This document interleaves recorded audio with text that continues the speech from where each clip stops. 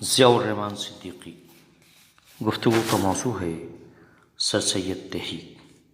سر سید احمد خان دلی کے ایک علم دوز خاندان میں 1817 کو پیدا ہوئے۔ سر سید کے بزرگوں کا مغل دربار سے بہت اچھا تعلق تھا۔ ان کے ننیال میں بھی عالم فاضل بزرگ تھے۔ سر سید کے بچپن کا ماحول ادبی تھا۔ ادیبوں اور شاعروں کی محفل میں بیٹھتے تھے۔ ان کی پرورش میں ان کی والدہ کا اہم کردار رہا۔ سر سید نے اپنی نوکری کی ابتدا رشتہ داری سے کی اور جلد ہی صدر امین ہو گئے۔ ان کا تبادلہ مختلف شہروں میں ہوتا رہا۔ انقلاب 1857 کے وقت وہ بجنور میں تھے۔ کچھ دن مراد آباد میں رہے۔ غازی پور میں رہ کر انہوں نے سائنٹیفک سوسائٹی قائم کی۔ وہ انگلستان بھی گئے اور وہاں سے آ کر علی گڑھ کو اپنے کام کا مرکز بنایا اور محمڈن اینگلو اورینٹل کالج قائم کیا۔ وہ آخری دم تک سرگرم عمل رہے اور 28 مارچ 1898 کو اس دنیا سے چلے گئے۔ سر سید کی شخصیت بہت عظیم اور بہت اہم تھی۔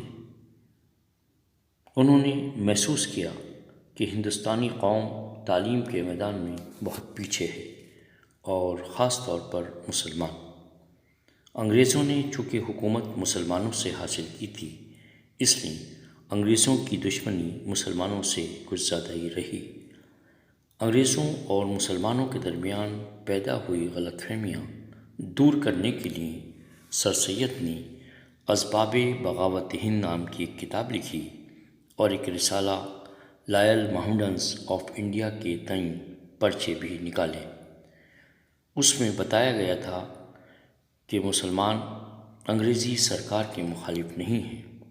مراد آباد میں سر سید احمد خان نے بے گناہ مسلمانوں کی جانیں بچائیں، ایک شفا خانہ، ہسپتال اور ایک یتیم خانہ قائم کیا اور ہندو مسلمان سب کی یکساں طور پر مدد کی۔ غازی پور میں انہوں نے سائنٹیفک سوسائٹی کے ذریعے بہت سی انگریزی کتابوں کا اردو ترجمہ کرایا اور ایک اخبار سائنٹیفک گزٹ نکالا۔ ولیم میور کی کتاب لائف آف محمد، جس میں اسلام کے خلاف باتیں لکھی گئی تھیں، اس کے لیے سر سید انگلستان گئے اور اس کا جواب دیا اور اس کا اردو ترجمہ خطبات احمدیہ کے نام سے شائع کیا۔ انگلستان سے واپس آ کر سر سید نے مسلمانوں کے لیے جدید تعلیم کا انتظام کیا۔ علی گڑھ میں کالج قائم کیا جس میں انگریزی تعلیم کا بندوبست کیا۔ یہی کالج آج علی گڑھ مسلم یونیورسٹی کے نام سے معروف ہے۔ جب سر سید نے لکھنا شروع کیا اس وقت اردو میں پرانا اسلوب رائج تھا۔ سر سید نے عام فہم زبان میں علمی اور سائنسی موضوعات پر مضامین لکھے۔ ان کی نثر اپنا ایک الگ اسلوب رکھتی ہے۔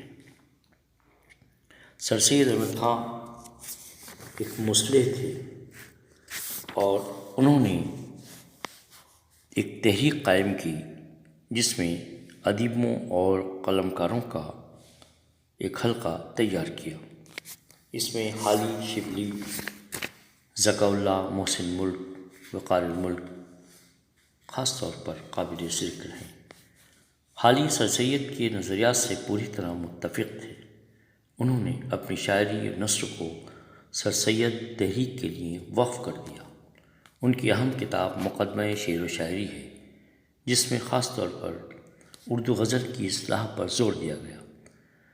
ان کی مثنوی مد جزر اسلام، جسے مسدس حالی بھی کہتے ہیں، بہت مشہور ہوئی۔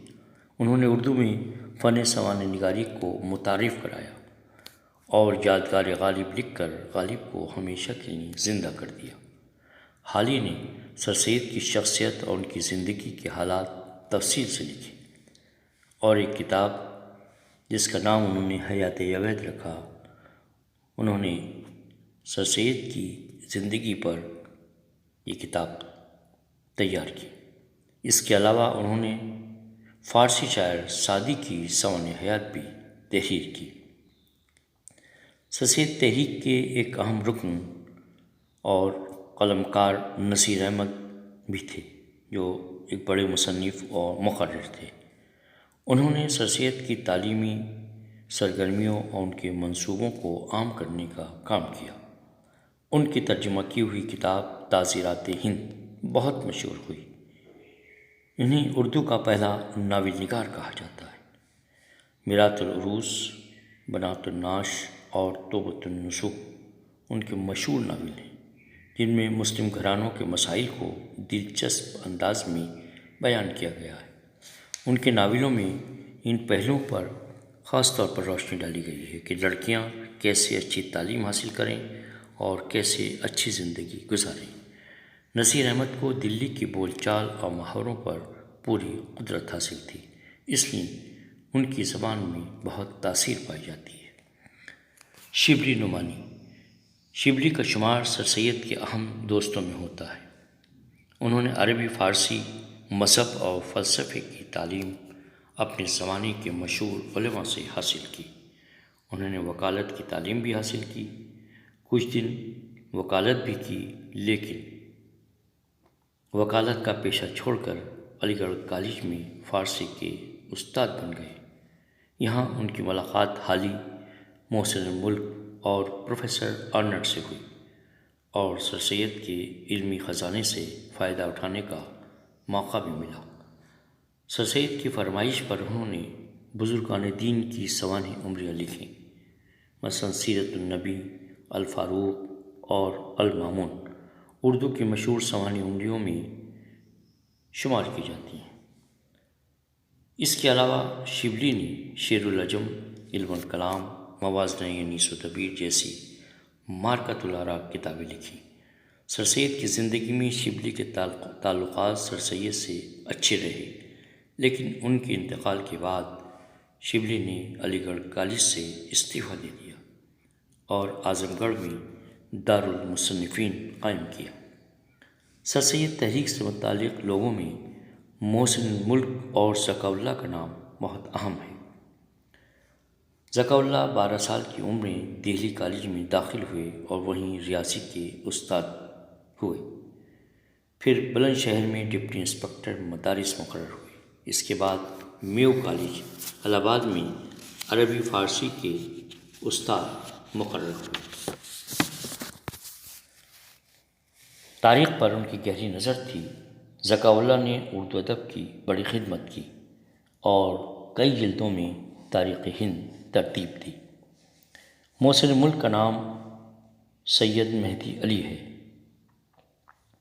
وہ حیدرآباد ریاست میں فارسی کی جگہ اردو کو سرکاری زبان کا درجہ دلانے میں کامیاب ہوئے اور سر سید کے رسالے تہذیب الاخلاق میں برابر مضامین لکھتے رہے۔ ان کی تحریر میں دلکشی اور سادگی پائی جاتی ہے۔